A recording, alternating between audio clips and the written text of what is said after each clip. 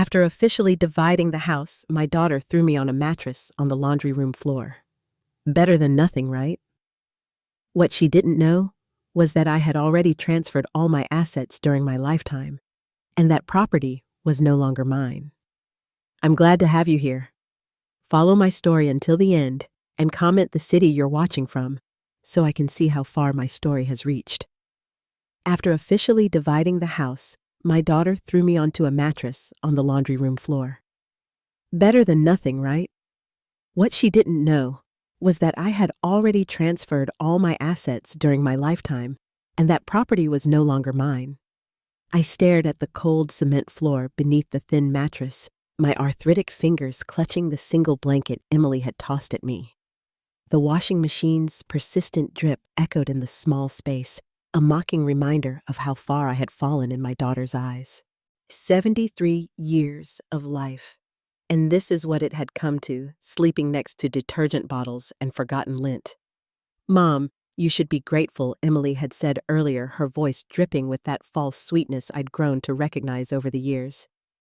"Most people your age are in nursing homes. At least here you have family." Family. The word tasted bitter in my mouth now. Just 4 months ago, I had been sleeping in the master bedroom of this house. The house I had paid off 22 years ago after working double shifts as a nurse. The house where I'd raised Emily after her father died when she was only 13. Michael, my son-in-law, hadn't even looked me in the eye when they moved my things. He'd simply carried my dresser up to the attic, mumbling something about downsizing and making better use of the space. "We're just being practical, Linda," he'd said when I protested. "Emily and I need the bedroom for our home office.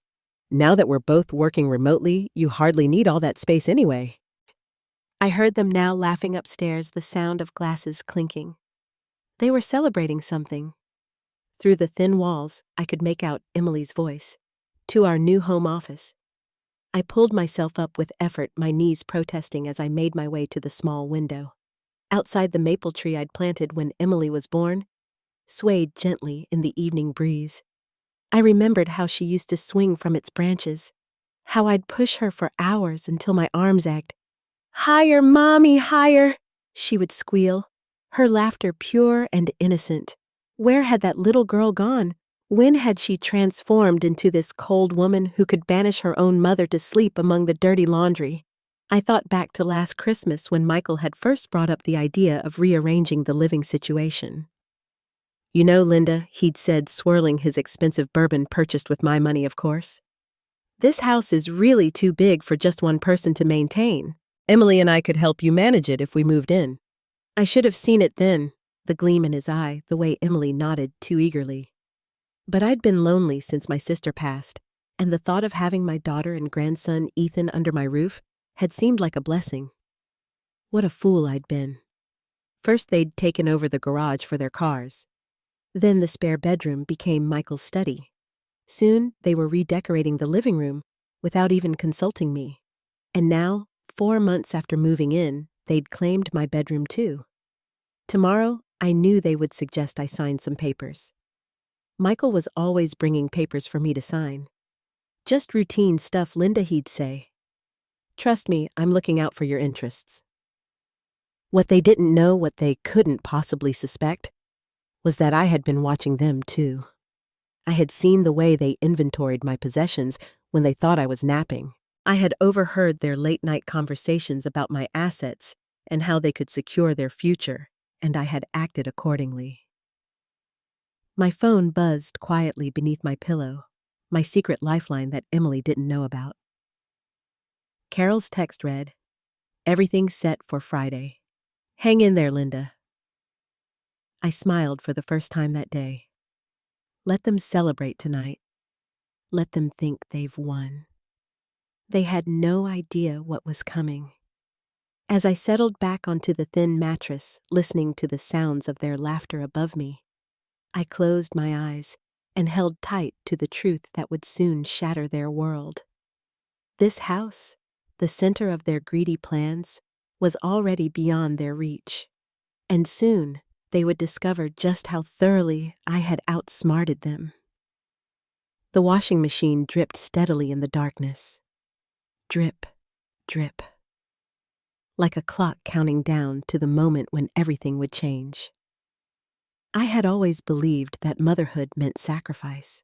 For 36 years, I had convinced myself that giving everything to Emily was what love looked like. The framed photograph on my makeshift nightstand captured a moment from that other life.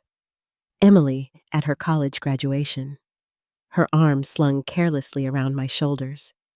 I was beaming with pride, having worked 2 jobs to put her through that expensive liberal arts school she'd insisted on attending. "You're making an investment in my future, Mom," she had said. "Someday, I'll take care of you." That someday had arrived, I suppose, in the form of a threadbare mattress and the constant hum of the dryer. I winced as I sat up, my back stiff from another restless night. Through the small window, I could see the garden I'd tended for decades. Michael had mentioned yesterday that they were thinking of updating it, removing my roses to install some modern rock feature Emily had seen in a magazine. The door opened without a knock, and Emily appeared with a mug of lukewarm coffee. "Morning, Mom. Got a busy day ahead, so we need the laundry room in an hour. You should probably get dressed and move to the sunroom until dinner." The sunroom was really just a small enclosed porch with a plastic chair. This was my life now, being shuffled from one insufficient space to another in my own home. "Richard called yesterday," I said, carefully watching her reaction. Richard had been my husband's closest friend and our financial advisor for decades. Emily's smile tightened. "What did he want?" "Just checking in," I replied, noting how quickly her interest had sparked. "Old memories." She nodded, already turning away. "Michael and I are meeting with the contractor today about expanding the kitchen. Don't answer the door if anyone comes by." After she left, I pulled out the small notebook I kept hidden inside my pillowcase and made another entry. I'd been documenting everything since the day they moved in. Every slight, every restriction, every conversation about my assets. My mind drifted back to the day David died 24 years ago. Massive heart attack at 50. One moment, we were planning our anniversary trip, and the next, I was a widow with a 13-year-old daughter. We'd had insurance, of course, and David had been smart with investments. But raising Emily alone, giving her everything she wanted, the right clothes, the dance lessons, the expensive school trips had slowly drained those resources. I never remarried, though there had been opportunities. My world revolved around my daughter. When she brought home mediocre grades, I hired tutors. When she wrecked her first car, I bought her another. When she dropped out of graduate school, I paid off her student loans. "Mom, no one completes a PhD these days unless they want to be poor forever," she'd explained, as if I were the naive one. Then she met Michael. Handsome, charming Michael, with his sales job and his expensive tastes. I remember how he'd surveyed our house during his first visit, his eyes lingering on the antique grandfather clock that had been in David's family for generations. "Beautiful piece," he'd said. "Must be worth a fortune." They'd married quickly, too. Quickly. And then came Ethan, my only grandchild. Despite their flaws, I couldn't help but love that little boy. He had David's kind eyes and curious mind. Now 14. He was the only one who seemed genuinely happy to see me. The sound of Michael's voice drifted down from upstairs. "Did you talk to her about the papers?" His voice had that impatient edge it always carried when discussing me. "Not yet," Emily replied.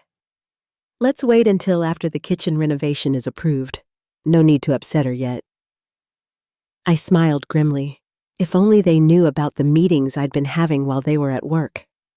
The quiet conversations with lawyers and bankers, the papers I had signed, not their papers, but my own. My phone buzzed with a text from Carol. "Lunch today. I'll pick you up at noon." Carol had been my friend for over 41 years. She'd warned me about letting Emily and Michael move in.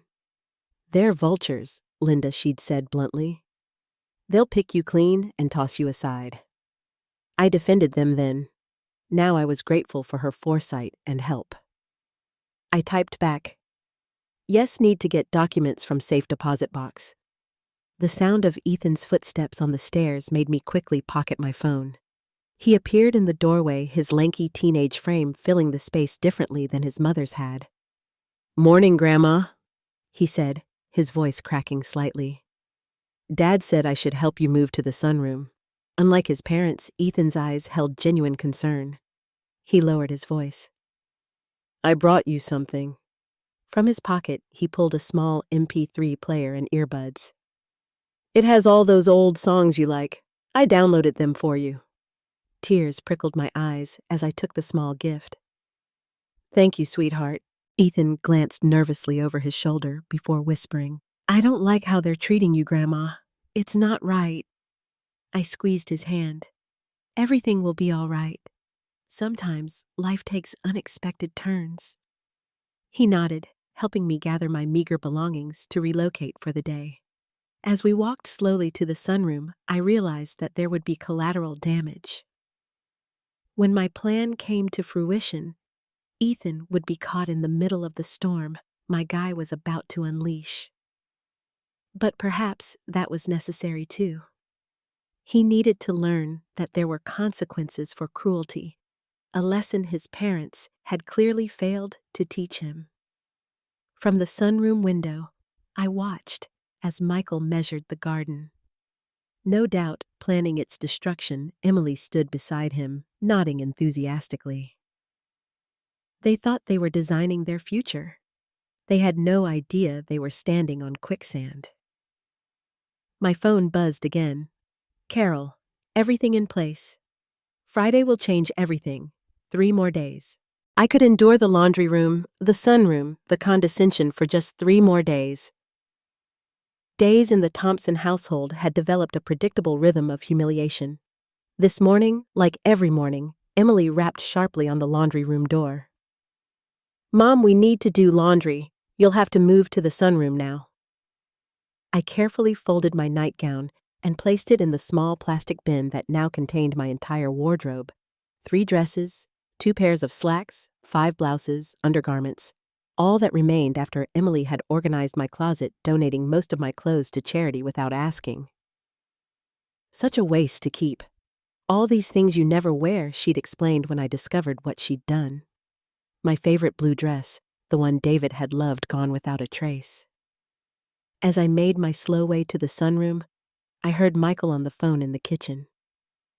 His voice hushed, but clear enough. "We're making progress. Yes, well, old people can be stubborn.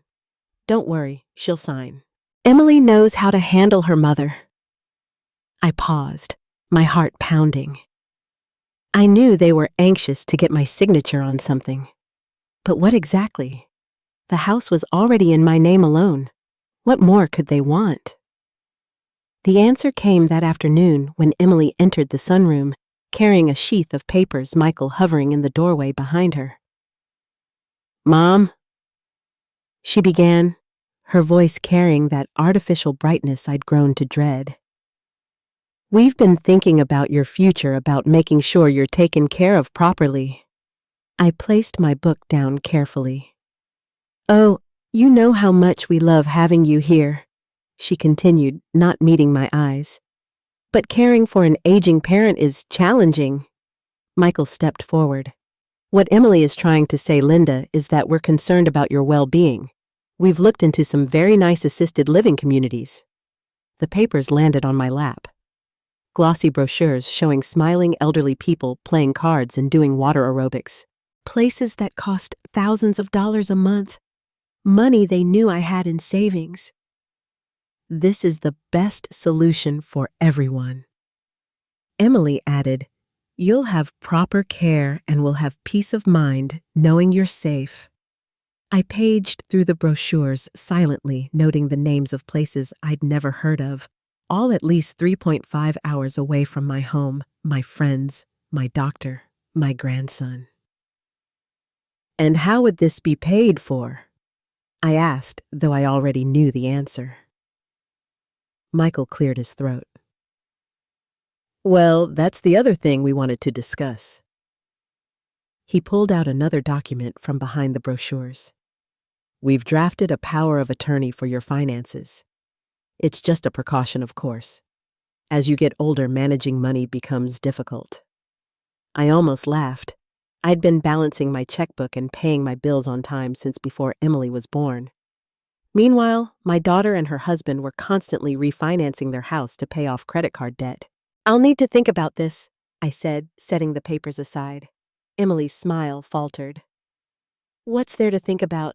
It's the best option for everyone. Perhaps, I replied. But I'd like my own lawyer to look over this power of attorney first. Michael's face hardened. Your lawyer? Since when do you have a lawyer? Richard recommended someone. I said, watching his reaction carefully. Just in case. The mention of Richard, my longtime financial advisor, sent a flash of worry across his face. Mom, that's not necessary, Emily interjected quickly. Michael is perfectly capable of handling this. He's done all the research. I'm sure he had.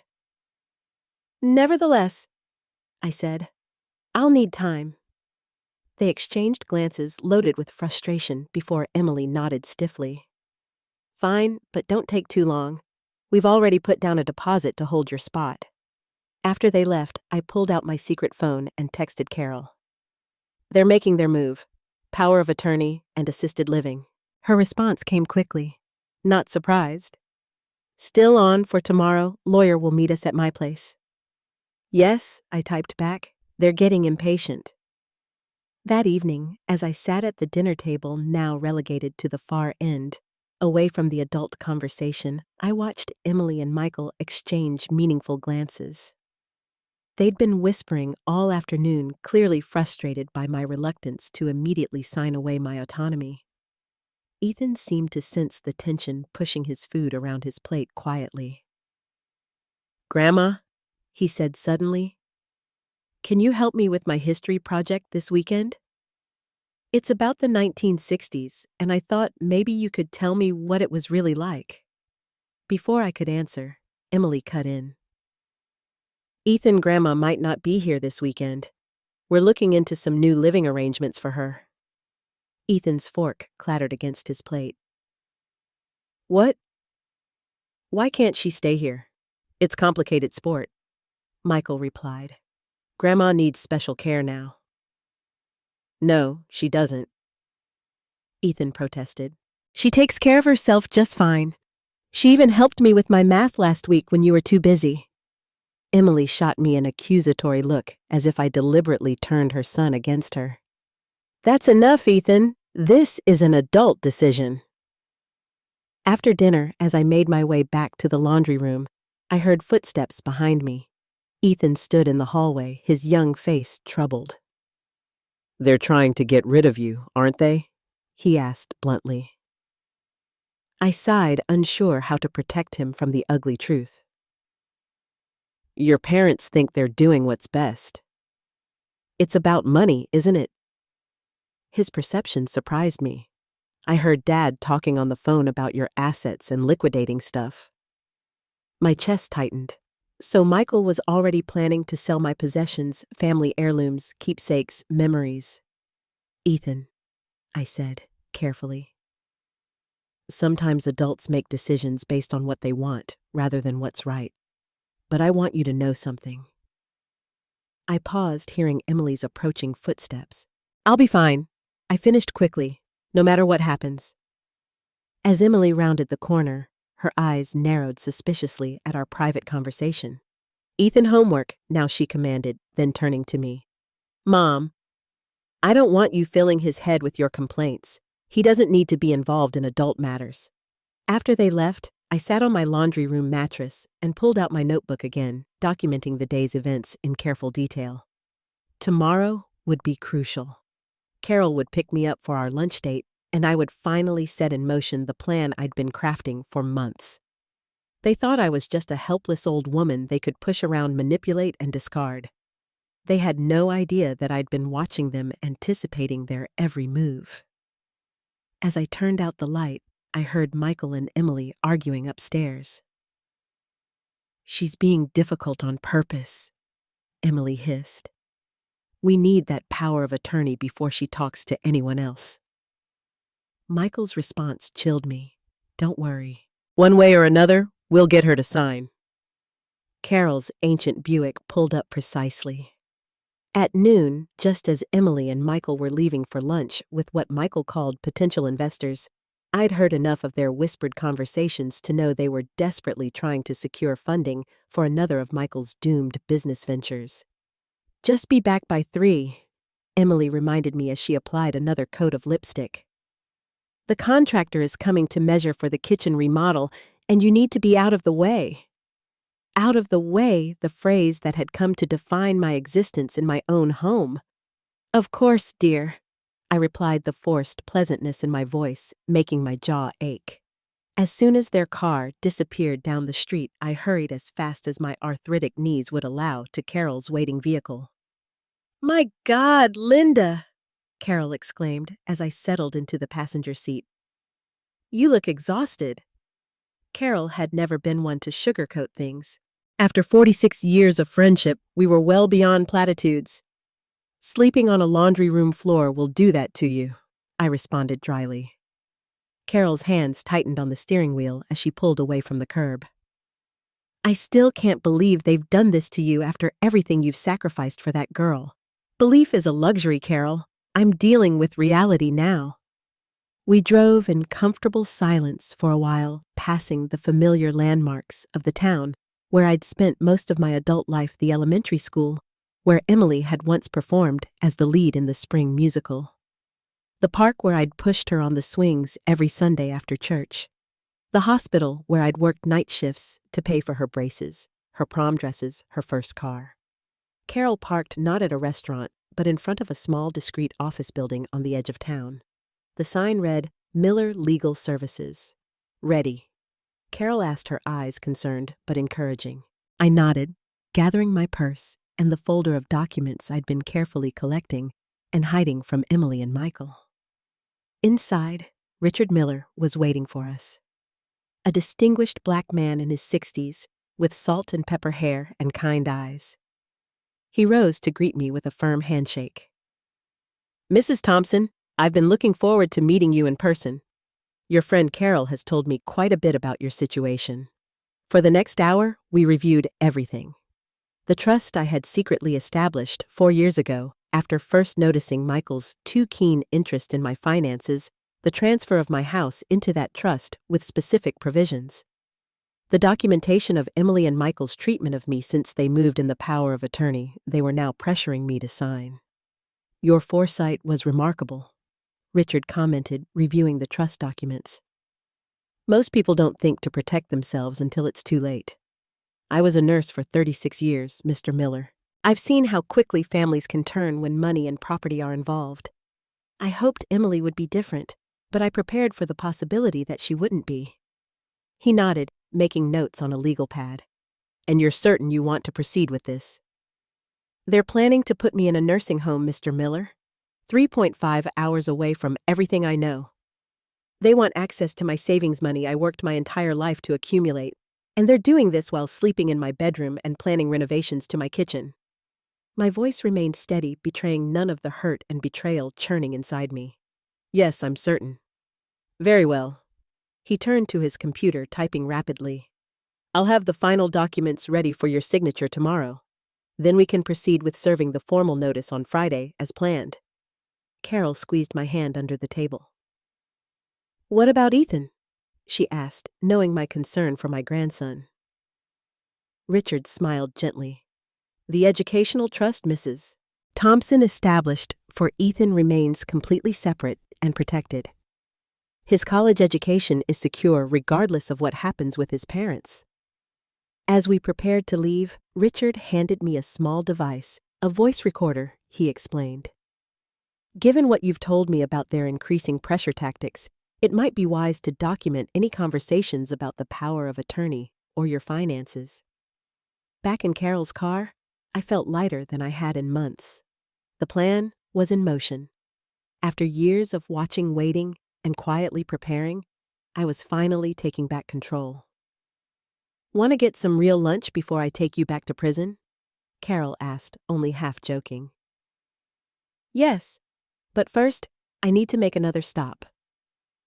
I gave her directions to Maplewood Park, where a bench overlooking the river had been dedicated to David after his death. I hadn't visited in months, not since Emily had started restricting my outings. Carol waited in the car while I made my way slowly to the bench. The bronze plaque gleamed in the sunlight. David Thompson, beloved husband, father, and friend. Sat down feeling closer to him here than anywhere else. I hope I'm doing the right thing. "David," I whispered. "She's still our daughter, but I don't recognize her anymore." "I don't think you would either." A gentle breeze rustled the leaves above me, and I allowed myself a moment of grief, not just for my late husband, but for the daughter I had raised and lost to greed, for the family that might have been. The peace was broken by my phone buzzing with a text from Ethan. "Where are you? Mom and Dad came home early. They're mad." I quickly replied, "Having lunch with Carol. We'll be home soon." Another text followed immediately. "Dad is saying you're probably meeting with lawyers." Mom is crying. My heart raced. How could they know? Had they been monitoring my phone following me? "Tell them I'll be home in 20 minutes. I texted back, then turned to hurry back to Carol's car. "We need to go," I said urgently as I slid into the passenger seat. "They suspect something." Carol drove quickly but carefully back to my house. As we pulled up, I could see Emily pacing on the front porch, her face twisted with anger. Michael stood beside her, his posture rigid. "Want me to come in with you?" Carol asked, glaring at the couple on the porch. "No," I said, steeling myself. "This is something I need to handle alone." I emerged from the car, nodding goodbye to Carol. As I approached the house, Emily stormed down the steps towards me. "Where were you?" she demanded. "And don't say lunch with Carol. We called the country club. They said you weren't there." I met her gaze steadily. We ate somewhere else. I wasn't aware I needed to provide an itinerary.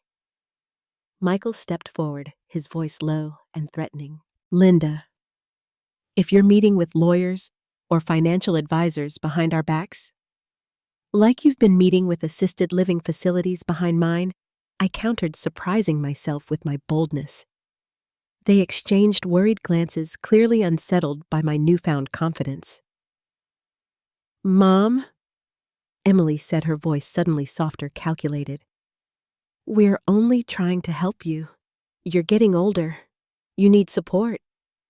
I looked at my daughter, truly looked at her, and wondered how the sweet child I'd raised had become this manipulative stranger.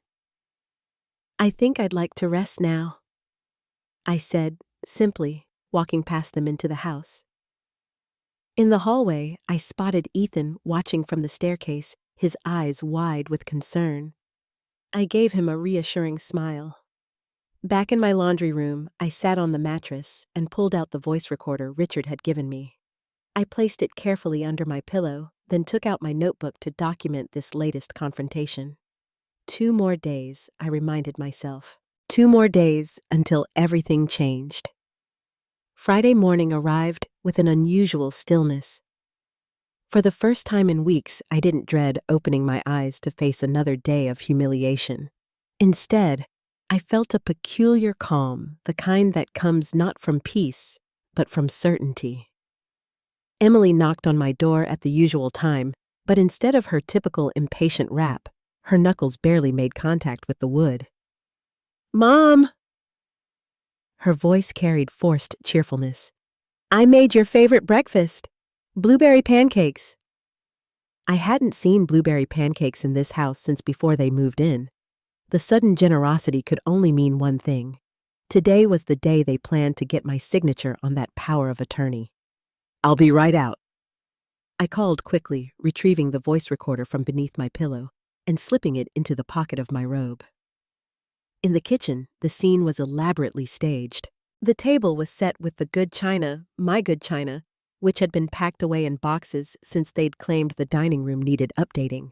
Michael was already seated, his face arranged in an approximation of warmth. Ethan sat silently watching the performance with suspicious eyes. "Good morning, Linda," Michael said, standing to pull out my chair. "Beautiful day, isn't it?" I settled into the seat, noting the stack of documents sitting just to the side of the table, poorly concealed beneath a magazine. "Yes, quite lovely," I replied, accepting the plate of pancakes Emily set before me with a flourish. "I thought we could all spend some time together today." Emily continued pouring coffee into my cup. "Maybe look through some old photo albums. It's been ages since we reminisced." I took a bite of pancake, which was undercooked in the middle. Emily had never mastered my recipe. "That sounds nice," I said. "Though I thought you and Michael had that meeting with the kitchen contractor today." A flash of annoyance crossed Emily's face before she recovered. "Oh, we rescheduled. Family comes first after all. Family comes first." The phrase that had guided my entire life weaponized now as a tool of manipulation. I ate slowly, watching as Emily and Michael exchanged glances, clearly impatient for me to finish so they could proceed with their plan. Ethan remained quiet, observing everything with growing unease. When I finally set down my fork, Michael cleared his throat. "Actually, Linda, before we get to those photo albums, there's something we need to discuss." He reached for the papers beside the table. "These documents we mentioned for your protection." "The power of attorney," I said, flatly. Emily's smile tightened. "Yes, and some paperwork for Pinecrest Assisted Living. They've reserved a lovely room for you, but they need these forms completed today." Michael slid the papers across the table. "It's all very standard. Nothing to worry about." I looked down at the documents, noting the multiple signature lines marked with bright yellow tabs. Power of attorney, medical directives, financial disclosures, all designed to strip me of any remaining autonomy. "I see," I said quietly, reaching into my pocket to switch on the voice recorder. "And if I sign these, what happens next?" Emily leaned forward, her voice softening to what she probably thought was a reassuring tone. "We'll help you pack your essentials this weekend, and you can move to Pinecrest Assisted Living on Monday. They have a wonderful activity program and a shuttle bus for shopping trips." "And the house?" I asked, watching their reactions carefully. Michael waved a dismissive hand. "We'll take care of everything here. You won't need to worry about maintenance or bills anymore." "That's very thoughtful," I said. "And my belongings, my furniture, the jewelry your father gave me." A flash of guilt crossed. Emily's face quickly replaced by practiced concern. "We'll keep everything safe, Mom, though the house might need some updating, so we might store some of the older pieces." "I see," I repeated, letting the weight of their deception hang in the air. "And what about the money in my accounts?" "The investments." Michael shifted uncomfortably. "With the power of attorney, we'll manage all of that for you. Make sure you're well taken care of." "How convenient," I murmured. "Mom," Emily said, a hint of irritation creeping into her tone, "this isn't a negotiation. It's what's best for everyone." I looked at my daughter, really looked at her, and saw nothing of the child I had raised.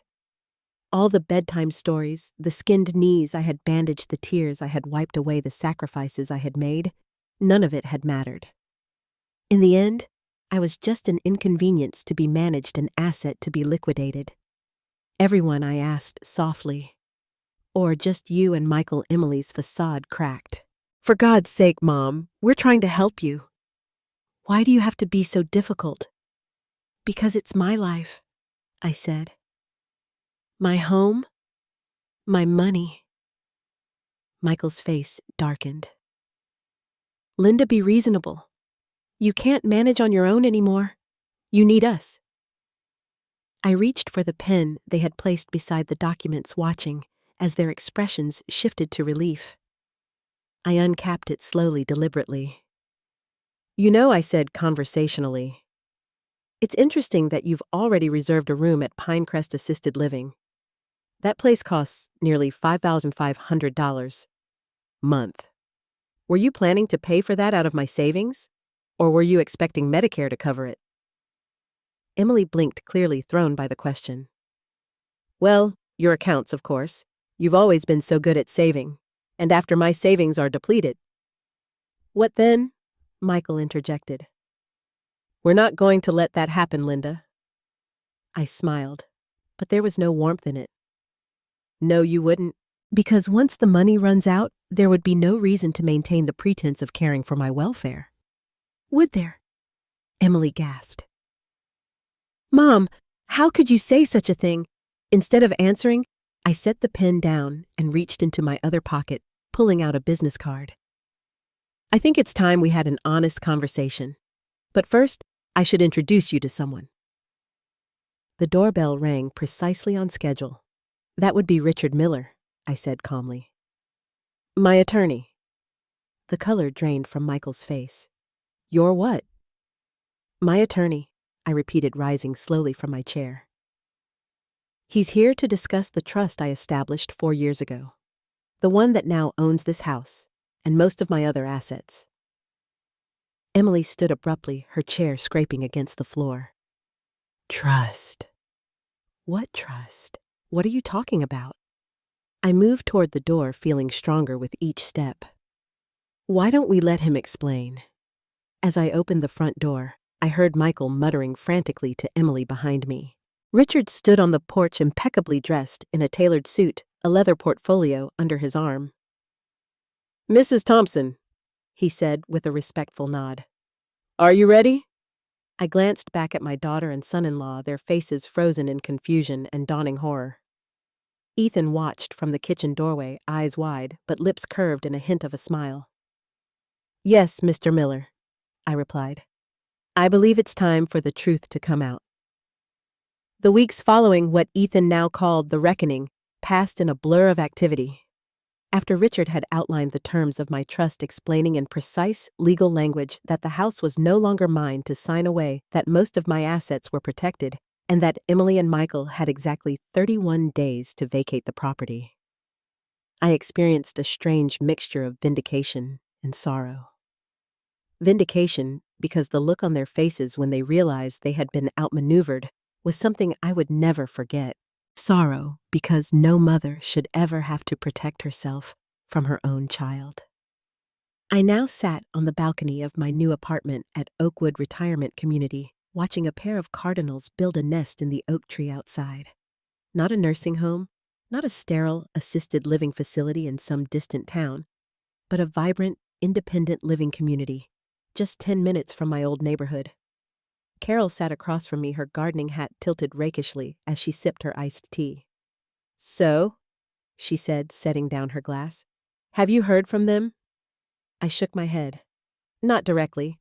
Ethan calls every few days. He says they're staying with Michael's brother while they look for a place. And how are you feeling about all of it? I considered the question carefully.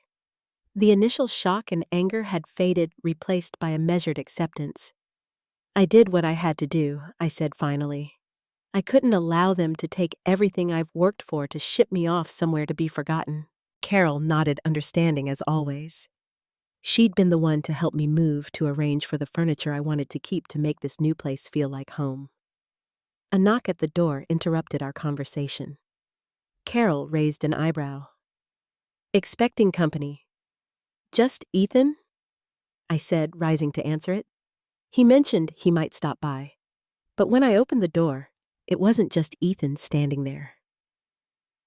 Emily stood slightly behind him, her eyes downcast, clutching her purse with white-knuckled fingers. Hi, Grandma, Ethan said, giving me a quick hug. Mom wanted to come too. Is that okay? I hesitated only briefly before stepping aside. Of course, come in. Emily entered cautiously, as if stepping into unknown territory. In a way, I suppose she was. This place represented my independence, my refusal to be controlled or diminished. It was wholly mine in a way. The family home, despite its legal ownership, had never been allowed to remain. Carol gave me a questioning look, and I nodded slightly, letting her know it was all right. She excused herself, tactfully promising to return tomorrow for our weekly bridge game. An awkward silence filled the room after Carol left. Ethan, perceptive as always, broke the tension. "Your place is really nice, Grandma. Way better than the laundry room." Despite everything, I laughed. Yes, it is rather an upgrade. Emily winced at the reference, her gaze fixed on the floor. "It's lovely, Mom," she said quietly. I gestured toward the living room. "Let's sit down, shall we?" As we settled onto the comfortable furniture I'd selected myself, I noted the changes in my daughter. The designer clothes and perfect makeup were gone, replaced by simple jeans and a ponytail. There was a humility in her posture I hadn't seen since she was a teenager. Ethan chattered about school, filling the silence with updates about his history project and the upcoming science fair. I listened attentively, asking questions, acknowledging his accomplishments. This was how families should be: supportive, interested, present. Eventually, Ethan excused himself to check out the community game room I'd mentioned, leaving Emily and me alone. The silence stretched between us, taut with unspoken words. "I don't know where to start," Emily finally said, her voice barely above a whisper. "You could try the truth," I suggested, not unkindly. She looked up, then her eyes brimming with tears. "We were wrong, so wrong. What we did to you, what I did to you, it was unforgivable." I remained silent, allowing her words to stand without contradiction. The house, the power of attorney, Pinecrest assisted living. "It wasn't supposed to go that far," she continued. "At first, we just thought we'd move in temporarily, save some money. But then Michael started talking about the equity in the house, about your savings, and you listened." I finished for her. She nodded miserably. "I listened. I convinced myself it was for the best, that you needed our help. But really, we were the ones who needed help. We've been drowning in debt for years. Michael's business failures, my spending. We were desperate." The confession didn't surprise me. I'd suspected as much from overheard conversations and the constant stream of packages arriving at the house. "Michael is furious," she continued. "He wanted to contest the trust, but our lawyer said it was ironclad." A hint of grudging admiration crept into her voice. "You really thought of everything." "I had to," I said simply. Emily wiped away a tear. "I don't know what happens now between us, I mean." I considered her question carefully. The hurt ran deep, the betrayal deeper still. Yet across from me sat not just the woman who had relegated me to a laundry room, but also the little girl who had once climbed into my lap for comfort. The teenager who had sobbed on my shoulder over her first heartbreak. The young woman I had walked down the aisle in her father's absence. "I don't know either," I admitted. Trust once broken isn't easily repaired, but Ethan shouldn't be caught in the middle. She nodded clearly, having expected worse. "I've arranged for him to visit whenever he wants," I continued. "The trust I established will pay for his college education directly." That part was never in question. Emily's eyes widened. "You still did that for him, even after everything?" "He's my grandson," I said simply. "He deserves a future unencumbered by adult mistakes." She looked down at her hands. "You're a better mother than I deserved." The words hung in the air between us, raw and honest. I didn't contradict her, but I didn't turn away either. "I should go," she said, finally standing. "Thank you for seeing me." I walked her to the door where Ethan was waiting, having returned from his exploration of the facilities. "This place is awesome, Grandma. They have a pool and everything." I smiled, genuinely pleased by his enthusiasm. "You're welcome anytime, Ethan. Your room is always ready." I'd made sure that my new apartment had a second bedroom specifically for my grandson's visits. As they prepared to leave, Emily paused. "Mom, I know it's not enough, but I am sorry." Truly sorry. I looked at my daughter, really looked at her, and saw something I hadn't seen in years. Sincerity, not manipulation, not calculation, just honesty. I know, I said softly, and I did. After they left, I returned to the balcony, watching as their car pulled away. The future of our relationship remained uncertain, but for the first time in years, there was a possibility of something real, something based on respect rather than exploitation. The cardinal pair were still working on their nest, carrying twigs and bits of string, building something new from scattered pieces. I smiled at the symbolism. My phone buzzed with a message from Carol. Survived the invasion. Bridge club tomorrow still on. I typed back, yes to both. Bring wine. Stories to tell. As the evening light softened around me, I felt a profound sense of peace. Not because everything was resolved. It wasn't and might never be completely, but because I had finally honored my own worth. The mattress on the laundry room floor seemed like a distant memory now. I had reclaimed not just my dignity, but my future. At 72, I had started a new chapter, and this one would be written entirely on my own terms.